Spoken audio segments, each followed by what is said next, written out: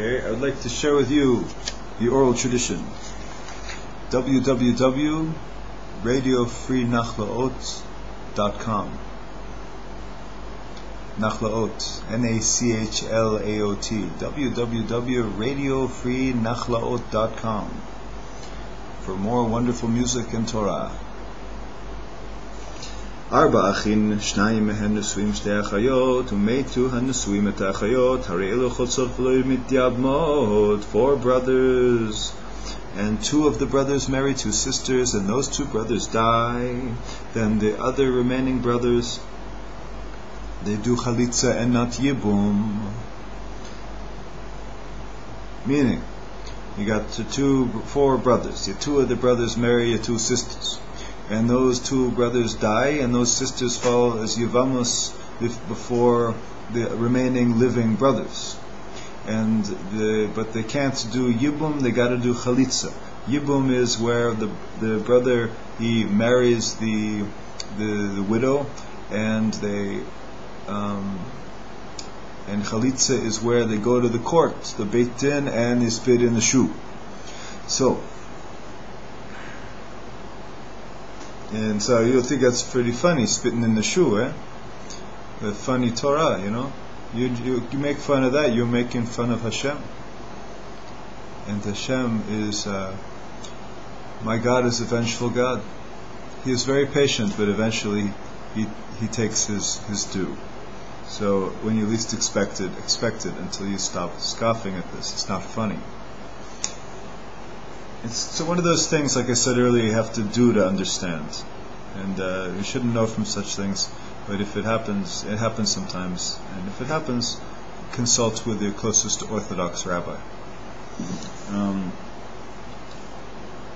Don't do yibum. If this happens, one is not permitted to go ahead and do the yibum before consulting with halachic authorities, with a Jewish court. Not Reform and conservative courts are not authorized to make such decisions. The minute you have an organization that allows burning fire on Shabbos or driving, they lose the power of psak. They can no longer adjudicate the law. So, what a person does is his own business. But it's just like. Americans like to be rebellious and take the law into their own hands, maybe? I don't know. There's a court system. There's a Supreme Court, and there's 1776, 2010 minus 1776 years of legal precedence. And it's like, somebody wants to perform brain surgery on himself, right? You can't do it. Somebody else adjudicates the law. So get back to this really fast. Why can't the brothers marry each other? Because they have zika. Because Reuven and Shimon are the living brothers. They marry the widows Rachel and Leah. Reuven has a zika to Rachel and to Leah. So Shimon, once Reuven marries Rachel, let's say, then Shimon can't marry Leah because Reuven has a zika to Leah, and vice versa. Okay. Again, Reuven and Shimon, and Rachel and Leah. Reuven marries Rachel. In our case, Reuven has a zika to Rachel and to Leah, and Shimon has a zika to Rachel and to Leah. So even though Reuven marries Rachel, he still has a zika to Leah.